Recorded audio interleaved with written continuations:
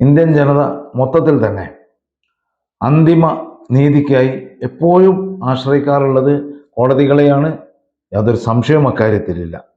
അങ്ങനെ കഴിഞ്ഞ 17 വർഷക്കാലമായി മാലേഗാവിൽ കൊല്ലപ്പെട്ട 6 പേരുടെയും സ്ഫോടനത്തിൽ പരിക്കേറ്റ 100ഓളം പേരുടെയും കുടുംബ മിത്രാദികൾ കാത്തിരിക്കുന്നത് ഒരു നീതിനിഷ്ഠമായ വിധിക്ക് വേണ്ടിയായിരുന്നു. ദൗർഭാഗ്യവശാൽ ആ വിധി വന്നില്ല എന്ന് മാത്രമല്ല, കുറ്റവാളികളെ വെറുതെ വിട്ടുകൊണ്ടുള്ള ഒരു കോടതി വിധിയാണ് വന്നിട്ടുള്ളത്. അപ്പോൾ പറയും, കോടതി വെറുതെ വിട്ടാലും നിങ്ങൾക്ക് ഇവർ കുറ്റവാളികളാണോ? പക്ഷേ തെളിവുകളോ? 6 പേർ കൊല്ലപ്പെട്ടു എന്നതും 100ഓളം പേർക്ക് പരിക്കേറ്റു എന്നതും ഒരു ബൈക്കിൽ വെച്ച് RDX പൊട്ടിത്തെറിച്ച് ഒരു പള്ളിക്ക് സമീപം പെരുന്നാൾ ദിനത്തിന്റെ തലേന്ന് സ്ഫോടനമുണ്ടായി എന്നതും നിഷേധിക്കാനാവാത്ത യാഥാർത്ഥ്യമല്ലേ? അങ്ങനെയൊക്കെ സംഭവിച്ചിട്ടുണ്ടെങ്കിൽ അതിന് ഉത്തരവാദികളായ ആളുകൾ ഉണ്ടാവുകയില്ലേ? ആ ബോംബ് വെച്ച ആളുകൾ ഉണ്ടാവുകയില്ലേ? ആ ആളുകൾ എവിടെ പോയി? 25ഓളം നിരപരാധികളായ മുസ്ലിം ചെറുപ്പക്കാരെ അന്ന് മഹാരാഷ്ട്ര പോലീസ് കുറ്റവാളികളായി മുദ്രകുത്തി അറസ്റ്റ് ചെയ്യുകയുണ്ടായി. ആ ആളുകൾ വർഷങ്ങളോളം ജയിലിൽ കിടന്ന് തീ തിന്നുകയുണ്ടായി. പിന്നീട് അവരെ നിരപരാധികളാണ് എന്ന് കണ്ട് വെറുതെ വിട്ടു. അപ്പോൾ അപരാധികൾ ഉണ്ടാവണമല്ലോ. ആ അപരാധികളെ കണ്ടെത്താൻ പിന്നീട് മഹാരാഷ്ട്ര SITയുടെ ചുമതല ഏറ്റെടുത്ത സ്പെഷ്യൽ ഇൻവെസ്റ്റിഗേറ്റീവ് ടീമിന്റെ ചുമതല ഏറ്റെടുത്ത ഹേമന്ത് കർക്കരെ ഈ അന്വേഷണം വളരെ ശക്തമായി മുന്നോട്ട് നീക്കുകയും ഡീപ്പായിട്ടുള്ള അന്വേഷണം നടത്തുകയും ചെയ്തപ്പോൾ ഈ ബൈക്കിന്റെ ഉടമസ്ഥൻ ആരാണ്, ഈ സ്ഫോടനമുണ്ടായ ബൈക്ക് വിറ്റ ഷോപ്പ് ഏതാണ് എന്ന് കണ്ടെത്തുകയും ആ ഷോപ്പിൽ വെച്ച് ഇത് വാങ്ങിയ ആളെ കണ്ടുപിടിക്കുകയും ചെയ്തപ്പോൾ അതൊരു സംഘപരിവാർ പ്രവർത്തകനാണ്. അയാളെ തേടി പിടിച്ചു, അറസ്റ്റ് ചെയ്തു. ചോദ്യം ചെയ്തപ്പോൾ മനസ്സിലായി ആരൊക്കെയാണ് ഈ സ്ഫോടനത്തിന് പിന്നിലുണ്ടായിരുന്നത് എന്ന്. അഭിനവ് ഭാരത് എന്ന് പറയുന്ന സംഘപരിവാർ സംഘടന, സംഘി കുടുംബത്തിൽപ്പെട്ട സംഘടന, ഭീകരപ്രവർത്തനങ്ങൾ നടത്താൻ ചുമതലപ്പെട്ടിട്ടുള്ള സംഘടന, ഇന്ത്യയിൽ മുസ്ലിങ്ങളുടെ പേരിൽ അപരാധം ചുമത്തുകയും അവരുടെ പേരിൽ സ്ഫോടനങ്ങളുടെ ഉത്തരവാദിത്വം കെട്ടിയേൽപ്പിക്കുകയും ചെയ്യാൻ ഉത്തരവാദപ്പെട്ടിട്ടുള്ള, ചുമതലപ്പെടുത്തപ്പെട്ടിട്ടുള്ള അഭിനവ് ഭാരത് എന്ന സംഘടന. ആ സംഘടനയാകട്ടെ വീർ സവർക്കറുടെ മരുമകൾ സ്ഥാപിച്ചിട്ടുള്ളതാണ്. അവരുടെ മേൽനോട്ടത്തിലായിരുന്ന സംഘടനയാണ് പിന്നീട് സന്യാസിനിയായിട്ടുള്ള പ്രജ്ഞാ സിംഗ് ഠാക്കൂറിന്റെ നേതൃത്വത്തിൽ രാജ്യത്ത് നിരവധി സ്ഫോടനങ്ങൾ നടത്തിയത്. അവരാണ് ഇതിന്റെ പിന്നിൽ.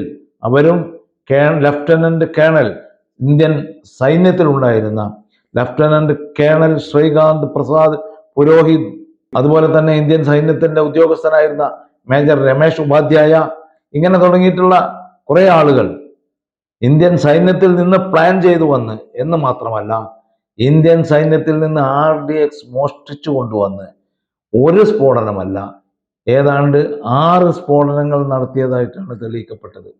ഹേമന്ത് കർക്കരെ ഇത് പുറത്തു കൊണ്ടുവന്നപ്പോൾ ഹേമന്ത് കർക്കരയ്ക്ക് വധഭീഷണി ഉണ്ടായി. വധഭീഷണി വകവെക്കാതെ അദ്ദേഹം അന്വേഷണവുമായി മുന്നോട്ട് പോയി FIR തയ്യാറാക്കി. അജ്മീർ സ്ഫോടനം മാത്രമല്ല, സംജോത എക്സ്പ്രസ് സ്ഫോടനം, അതുപോലെ തന്നെ ഹൈദരാബാദ് സിറ്റി സ്ഫോടനം, ഇങ്ങനെ ഒരുപാട് സ്ഫോടനങ്ങൾ. മിക്കവാറും ആ സ്ഫോടനങ്ങളൊക്കെ നടന്നിട്ടുള്ളത് പള്ളിയിലോ പള്ളിക്ക് അടുത്ത് വെച്ചോ ആണ്.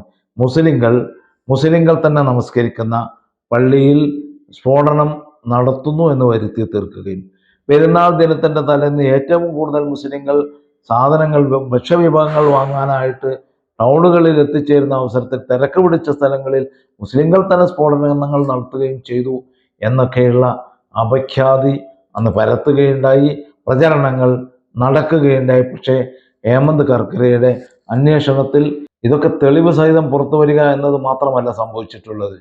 കേണൽ പുരോഹിത് ജഡ്ജിയുടെ മുമ്പിൽ വെച്ച് തന്നെ കുറ്റസമ്മതം നടത്തി. ഞങ്ങളായിരുന്നു ഉത്തരവാദികൾ എന്ന് പറഞ്ഞുകൊണ്ട് കുറ്റസമ്മതം നടത്തിയിട്ടുള്ള ഒരു കേസാണിത്. സൈന്യത്തിൽ നിന്ന് RDX മോഷ്ടിച്ച് കൊണ്ടുവന്ന് സ്ഫോടനം നടത്തിയിട്ടുള്ള ഒരു കേസായിരുന്നു ഇത്. 100ഓളം പേർക്ക് പരിക്കേറ്റിട്ടുള്ള ഒരു കേസായിരുന്നു ഇത്. ഈ കേസിൽ നിരപരാധികളാണ് എന്ന് പറഞ്ഞുകൊണ്ടല്ല ഈ കുറ്റവാളികളെ വെറുതെ വിട്ടിട്ടുള്ളത്. കുറ്റം തെളിയിക്കാൻ പ്രോസിക്യൂഷന് സാധിച്ചില്ല എന്ന് പറഞ്ഞുകൊണ്ടാണ്. NIA കോടതി ജഡ്ജി AK ലഹോട്ടി ഒരു കാര്യം കൂടി പറഞ്ഞിട്ടുണ്ട്. ഞങ്ങൾക്ക് ഇവർ തന്നെയാണ് കുറ്റവാളികൾ എന്ന് സംശയമുണ്ട്, പക്ഷെ പ്രോസിക്യൂഷന് തെളിവുകൾ ഹാജരാക്കാൻ വേണ്ടതുപോലെ കഴിഞ്ഞിട്ടില്ല. തെളിവുകളുണ്ട്, പക്ഷേ വേണ്ടതുപോലെ തെളിയിക്കാൻ സാധിക്കാത്തത് കൊണ്ട് ഇവരെ വെറുതെ വിടുന്നു. അങ്ങനെയുണ്ടോ ഒരു കോടതി വിധി? അങ്ങനെ ഉണ്ടാകാൻ പാടുണ്ടോ ഒരു കോടതി വിധി? കോടതിക്ക് തന്നെ സംശയമുണ്ടെങ്കിൽ കോടതിക്ക് മുമ്പിൽ തെളിവുകളുണ്ട്, വേണ്ടതുപോലെ ഉണ്ടായില്ല എന്ന് മാത്രമേ ഉള്ളൂ. അങ്ങനെയാകുമ്പോൾ അവർ ഭാഗികമായെങ്കിലും കുറ്റവാളികളല്ലേ? അപ്പോൾ അവരെ വെറുതെ വിടാൻ പാടുണ്ടോ? BJP സ്ഥാനാർത്ഥിയായി ഭോപ്പാലിൽ നിന്നും മത്സരിച്ച് ജയിച്ച് പാർലമെന്റിലെത്തി പ്രജ്ഞാ സിംഗ് ഠാക്കൂർ. ആ ഒരു അവസ്ഥ ഇന്ന് രാജ്യത്ത് നിലനിൽക്കുകയാണ്. അന്ന് ഈ കൊല്ലപ്പെട്ട ആളുകളുടെ കുടുംബത്തിന് വെറും 250 രൂപയുടെ നഷ്ടപരിഹാരമാണ് നൽകിയിട്ടുള്ളത്. എന്നാൽ ഉടനെ തന്നെ സംഭവിച്ചത് എന്താണ്? മുംബൈ ഭീകരാക്രമണം ഉണ്ടായ സമയത്ത് ആ സ്പോട്ടിലേക്ക് വിളിച്ചു വരുത്തിയ ഹേമന്ത് കർക്കറെ മുംബൈ ക്രൈംബ്രാഞ്ച് ഓഫീസിൽ വെച്ച് ബുള്ളറ്റ് പ്രൂഫ് ജാക്കറ്റ് ധരിപ്പിക്കുന്നു. ആ ദൃശ്യം ടെലിവിഷനിൽ ലൈവായി കണ്ടവർക്കൊക്കെ അറിയാം എന്ത് തരം ജാക്കറ്റാണ് കർക്കരയ്ക്ക് അപ്പോൾ ധരിക്കാൻ കൊടുത്തിട്ടുള്ളത് എന്നത്. അത് കീറിപ്പറഞ്ഞതായിരുന്നു, അത് ആര് വെടിവെച്ചാലും കൊള്ളുന്നതായിരുന്നു. അർത്ഥമില്ലാത്ത ഒരു ബുള്ളറ്റ് പ്രൂഫ് ജാക്കറ്റ് വേറെ ഇനി ഇല്ല എന്ന് പറഞ്ഞുകൊണ്ട് കൊടുത്തപ്പോൾ ചിരിച്ചുകൊണ്ട് അത് ധരിച്ച് ഹേമന്ത് കർക്കറെ പോലീസ് വണ്ടിയിൽ കയറി പോവുകയാണ്. അദ്ദേഹത്തെ നിയോഗിക്കപ്പെട്ടത് കമ്മീഷണർ ഓഫീസിൻ്റെ തൊട്ടടുത്തുള്ള ക്രൈംബ്രാഞ്ച് ഓഫീസിന് പിൻവശത്തുള്ള ആശുപത്രിക്ക് പരിസരത്ത് നടന്ന അക്രമികളെ നേരിടാനാണ്. അവിടെ എത്തുമ്പോഴേക്കും സ്വന്തം സുരക്ഷാ സേനയുടെ വെടിയേറ്റാണ് ഹേമന്ത് കർക്കറെയും അദ്ദേഹത്തിൻ്റെ സഹപ്രവർത്തകരും കൊല്ലപ്പെട്ടത്. ഈ ഒരു സംഭവത്തോടു കൂടി ഈ SIT അന്വേഷണം അട്ടിമറിയുകയും അതിൽ പിടികൂടി തെളിവുകൾ ശേഖരിച്ച് FIR തയ്യാറാക്കിയിട്ടുള്ള ആ സംഗതി അതെല്ലാം തന്നെ അട്ടിമറിച്ച് അതിലുള്ള കുറ്റവാളികളെ നിരപരാധികളാണ് എന്ന് പറഞ്ഞ് വെറുതെ വിടുകയും അതുപോലെ പ്രജ്ഞാ സിംഗ് ഠാക്കൂറിനെ പരോൾ നൽകുകയും പരോൾ നൽകിയ ശേഷം BJPയുടെ ടിക്കറ്റിൽ ഭോപ്പാലിൽ നിന്ന് മത്സരിച്ച് പാർലമെൻറ്റ് അംഗമാവുകയും ഒക്കെ ചെയ്ത അതിവിചിത്രമായ സംഭവ വികാസങ്ങൾ രാജ്യത്ത് നടക്കുകയുണ്ടായി. എന്നാൽ അതിനൊക്കെ ശേഷവും നീതി പുലരും, കോടതിയിൽ നിന്നും നീതി ലഭിക്കും എന്ന് വിശ്വാസമർപ്പിച്ച് കഴിഞ്ഞ് പോന്നിരുന്ന 17 വർഷക്കാലമായി കാത്തിരുന്ന ഈ 6 പേരുടെയും പരിക്കേറ്റ 100 പേരുടെയും ബന്ധുമിത്രാദികൾക്ക് ഈ ഒരു കോടതി വിധി ഇടിവെട്ടേറ്റതുപോലെയാണ് അനുഭവപ്പെട്ടിട്ടുള്ളത്.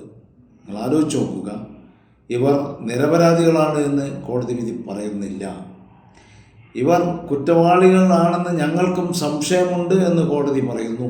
സംശയമുണ്ടെങ്കിൽ അത്തരം ആളുകളെ കോടതി വെറുതെ വിടാൻ പാടുണ്ടോ എന്നൊരു ചോദ്യം ഇപ്പോഴും അവശേഷിക്കുന്നു. കൂടുതൽ വാർത്തകൾക്കും വിശേഷങ്ങൾക്കും ന്യൂസ് ലൈവ് TV സബ്സ്ക്രൈബ് ചെയ്യൂ.